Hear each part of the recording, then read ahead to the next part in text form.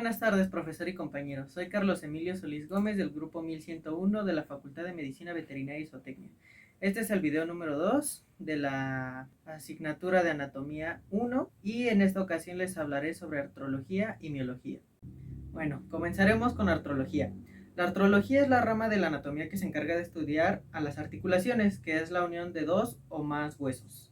Estas a su vez se dividen en tres tipos. La primera es la fibrosa, unidas por tejido fibroso que carecen de movimiento, son fijas o casi inmóviles. Estas articulaciones no presentan una cavidad articular y con el tiempo se osifican, llamándoles sinostosis. Estas se dividen también en tres. Las primeras son las suturas, que están a nivel de la cabeza, como podemos ver aquí en el perro. Las primeras son las serratas, que tienen una forma dentada. Las siguientes son las planas, que son en el hueso nasal. La siguiente es la foliata, que es en forma de hoja y está en el hueso lagrimal. Las escamosas, que tienen una forma rugosa, están en el hueso temporal, que está en esta localización del cráneo. Y tenemos la esquindelesis, que sobrepone un hueso de otro. Eso lo encontramos en el hueso vomer, pero en este perro no lo podemos señalar. La siguiente es la sindesmosis, que es la unión de tejido fibroso elástico o de ambos, si es la diáfisis de los carpos, y de los metacarpos y de los metatarsos. La siguiente es la gónfosis, que es la implantación de los dientes en los alvéolos. Pero esto no es una articulación como tal debido a que los dientes no son huesos, ya que forman parte del tracto digestivo. Antes de continuar con las clasificaciones de las articulaciones, tengo que clasificar también a los cartílagos, que tenemos tres clasificaciones. El primero es el hialino, el segundo es el elástico, que es el que tenemos aquí en la oreja, y el siguiente es el fibroso, que tiene una consistencia dura. Se localiza en el interior de las articulaciones, amortiguando y estabilizando la superficie de contacto hueso con hueso. Como tal, la siguiente articulación o clasificación de articulaciones son las cartilaginosas. Estas están unidas por un cartílago fibroso o hialino y presentan un ligero movimiento y se dividen en dos. Las primeras son las sincondrosis, que son de carácter temporal, ya que el cartílago se llega a osificar en una etapa adulta. Y las siguientes son las sínfisis, que presentan como medio de unión un fibrocartílago que está interpuesto entre los dos huesos contiguos. Llegan a presentar un movimiento muy limitado y variable. Las últimas que tenemos son las articulaciones sinoviales. Estas son las más complejas y realizan un gran número de movimientos. Esto se debe a todas las estructuras que lo componen. Entre ellas se encuentra una superficie articular, un cartílago articular, una cavidad articular, una cápsula articular, los discos o meniscos y cartílagos marginales y ligamentos internos y externos. Como tal, las articulaciones las nombramos de proximal a distal. En el caso de este perro, si lo nombramos de proximal a distal, la primera sería la escapulohumeral, la húmero-radioulnar, luego sería la radiocarpiana, luego metacarpiana falángica y las de las falanges, interfalángica proximal, interfalángica distal.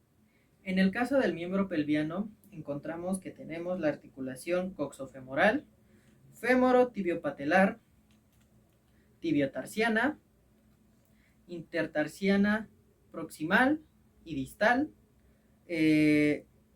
tarsiana-metatarsiana, tarsometatarsiana, perdón, y de igual manera tenemos las falángicas, que es la interfalángica proximal, interfalángica distal. Las articulaciones sinoviales como tal presentan diferentes tipos de movimientos, los cuales son la flexión, que es como si hiciéramos esto, la extensión, la rotación, la abducción, que es que se aleja del plano medial, y la aducción, que es que se integra al plano medial. La circundación, que esto no lo encontramos mucho en nuestros animales domésticos, ya que su movimiento se encuentra un tanto restringido, pero donde sí los encontramos son en los gatos. Aquí encontramos la pronación, que se presenta como tal el dorso de la mano, y la supinación, que se presenta la palma de la mano. Ok, ahora describiremos una articulación femoro-tibiopatelar, que la podemos encontrar, como lo dicen, en el fémur, tibia, y aquí dice rótula, pero nosotros le nombramos patela. Esta es una articulación en bisagra cuyos movimientos libres se limitan a una flexión y extensión, que es hacer esto. básicamente. Los cóndilos femorales ruedan sobre los meniscos y estos a su vez se deslizan sobre la plataforma tibial, cranealmente a la extensión y caudalmente a la flexión. Realmente hacen esto y la patela va subiendo o bajando dependiendo de la articulación que nosotros hagamos, ya sea una flexión o una extensión. Como ya lo mencioné, esta articulación está constituida por el fémur, la tibia y la patela, y estas estructuras se estabilizan mediante los ligamentos tibiofemorales que corresponden a los ligamentos colaterales y cruzados. El ligamento colateral medial se extiende desde el epicóndilo medial del fémur hasta el lado medial de la tibia y distal al cóndilo medial. Ahora, el ligamento colateral lateral se extiende desde el epicóndilo lateral del fémur hasta la cabeza de la fíbula, distal al cóndilo lateral. El ligamento cruzado craneal se origina sobre la cara caudomedial del cóndilo femoral lateral y se inserta a nivel central sobre el platillo tibial, caudal al ligamento intermeniscal craneal. El ligamento cruzado caudal se origina en la cara craneolateral del cóndilo femoral medial y se inserta sobre la porción caudomedial del platillo tibial y la porción medial de la escotadura popltea. La articulación femorotibial posee dos meniscos fibrocartilaginosos interpuestas entre los cóndilos femorales y tibiales. La membrana sinovial se fija en la periferia de las superficies articulares y de los meniscos. Esta como tal cubre y protege los ligamentos cruzados y establece una separación entre la unión femorotibial medial y lateral. Después de analizar los conceptos principales de artrología, pasaremos al siguiente tema, que es la miología, que es la rama de la anatomía que estudia a los músculos o estructuras como tendones, fascias y aponeurosis. Tenemos tres tipos de músculos, que son el liso, el estriado esquelético y el estriado cardíaco. En el liso como tal encontramos que es involuntario, no presenta estrías y se encuentra en órganos tubulares, como puede ser la tráquea, el ano, el uréter, el estómago, entre otros. De externo a interno podemos describir su composición. De manera externa tenemos la serosa, seguido de esto tenemos el músculo liso y internamente a estos dos tenemos la mucosa. En algunos casos existe una submucosa que se presenta entre el músculo liso y la mucosa. Ahora, ya diciendo que este músculo se nos presenta en órganos o estructuras tubulares, aquí entrarían las venas. Y en las venas cambiamos los nombres de cada una de las capas. La primera capa, que sería la serosa, se le llama adventicia. El músculo liso se queda con su nombre original y la mucosa se le llama endotelial. Ahora, también en el caso del útero cambiamos los nombres, que sería el perimetrio, miometrio y endometrio, que sería la serosa, músculo liso y mucosa, así en el orden que los dije. En la mucosa es muy interesante porque aquí encontramos una de las infecciones más comunes o más conocidas en las hembras, que es la piometra. Es toda la pus que se origina dentro del útero y está a nivel de la mucosa. En el miometrio encontramos los miomas, que son un tipo de cáncer. Ahora, el siguiente músculo que describiré será el músculo estriado cardíaco. Este es más o menos como el útero, pero obviamente con el sufijo cardio. Sería el pericardio, el miocardio y el endocardio, que es lo mismo como lo describí, sería serosa, músculo liso y mucosa. En el caso del miocardio es como comúnmente lo conocemos, o es lo que más conocemos nosotros porque hemos escuchado muchas veces sobre los ataques al miocardio. Pues bueno, ahora sabemos dónde se origina este tipo de situación. Por último tenemos el músculo estriado esquelético. Este podríamos decir que es el tema más extenso de todos porque son todos los músculos que encontramos a nivel corporal. Estos están compuestos por fibras musculares, siendo estas de color rojo por la presencia de venas, es por eso que sangramos, pero en el caso de los pollos, al carecer de estas venas, por eso es que su piel es de color blanca, o bueno, su músculo, la pechuga que nosotros conocemos, sin el tinte de cempasúchil es de color blanco. Y estas están recubiertas por una fascia, que es una serosa de color blanco nacarado que da una forma a los músculos. El músculo lo podemos dividir en tres partes, que son la cabeza, el vientre y la cauda, pero nosotros los vamos a manejar como origen, cuerpo e inserción. Ahora, en el caso de las incisiones que llegan a hacerse los músculos por cirugía, debemos recordar dos cosas de ley.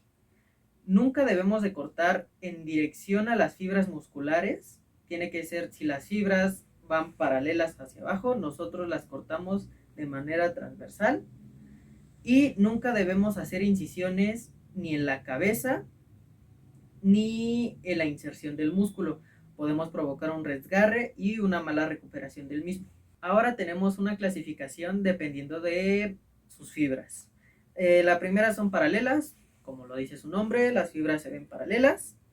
Unipenado, pues se ven como en campana, por así decirlo, pero todas en la misma dirección.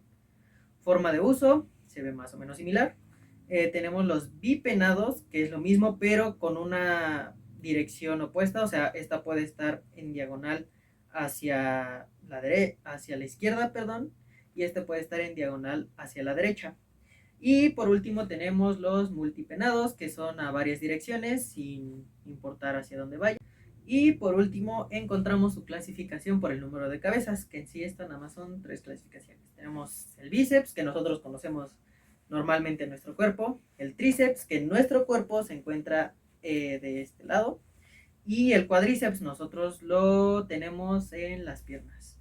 Ahora, antes de comenzar a describir los músculos tanto de miembro torácico como pelviano, debo de mencionar que encontramos un músculo llamado cutáneo del tronco, el cual podríamos decir que es la primer capa de músculo y esta la debemos retirar antes de encontrar los músculos que ahorita voy a explicarles. Ahora comenzaremos con el miembro torácico.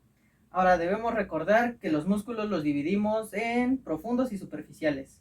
Primero, obviamente, comenzaremos con los superficiales y de manera dorsal encontramos aquí el trapecio, el homotransverso, que es este pequeño músculo que ven aquí atravesado.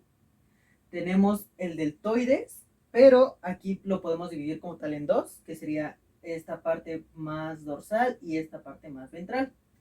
Y aquí tenemos las cabezas del tríceps.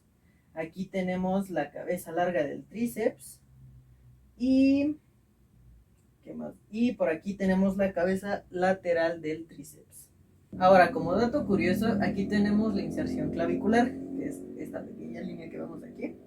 Como tal, nuestros animales domésticos no tienen clavícula como nosotros los humanos, que es este hueso que atraviesa por aquí. Ellos lo tienen en forma de esta inserción, que es a lo que nosotros es un vestigio de que alguna vez existió este hueso. Ahora seguimos con la vista lateral de los músculos, pero en esta ocasión son los músculos profundos.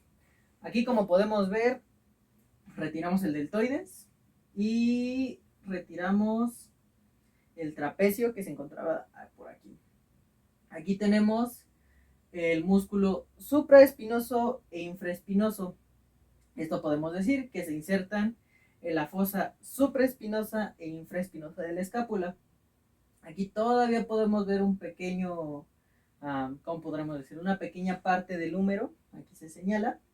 Y todavía aquí podemos encontrar los músculos del tríceps, que es la cabeza larga, son estos dos que encontramos aquí, y el músculo accesorio del tríceps. Ahora, por último, del miembro torácico nos encontramos en una vista medial, que sería esta vista de aquí. Y aquí, ¿qué encontramos? Encontramos la escápula de la cara serrata, tenemos el músculo subescapular, tenemos el supraespinoso, que vemos que viene también de la cara lateral, pero también lo podemos observar en la cara medial. Tenemos aquí este pequeño músculo que se alcanza a percibir aquí, el coracobraquial. Y por aquí tenemos las cabezas del tríceps. Tenemos la cabeza larga, la cabeza accesoria, que también se alcanza a ver en una vista lateral, pero sería músculo profundo. Y tenemos también la cabeza medial, obviamente, del tríceps. Aquí, si se dieron cuenta, no seguimos la regla de las cabezas de los músculos. ¿Por qué? Yo dije en un principio que se clasificaban en bíceps, tríceps y cuádriceps. En este caso tenemos un tríceps, pero si contaron bien, tenemos 4 músculos: el largo, el accesorio, el medial y el lateral. Como tal, no se sigue la regla, pero aún así lo seguimos llamando tríceps. Y de igual manera, aquí encontramos el bíceps braquial, y en este pequeño espacio de aquí tenemos el músculo braquial. Ahora, por último, pasaremos al miembro pelviano. Aquí tenemos una vista lateral de los músculos superficiales. ¿Qué es lo que podemos ver aquí? Aquí tenemos igual un bíceps femoral, que es el músculo a simple vista más grande que tenemos en el miembro pelviano. Y lateralmente, más bien medialmente a este, tenemos el semimembranoso y semitendinoso. Este músculo, nosotros como veterinarios, es muy importante. ¿Por qué? Porque aquí podemos inyectar de vacunas, de medicamentos a nuestros animales de compañía. Ahora, aquí tenemos la fascia lata, que no es un músculo, es una fascia, que protege también a los músculos que están en la siguiente capa. ¿Y qué más tenemos? Tenemos el glúteo medial, el superficial y aquí un pequeño corte que los divide. Ahora, aquí tenemos igual el miembro pelviano, pero tenemos una vista de los músculos profundos. ¿Qué podemos ver aquí a simple vista?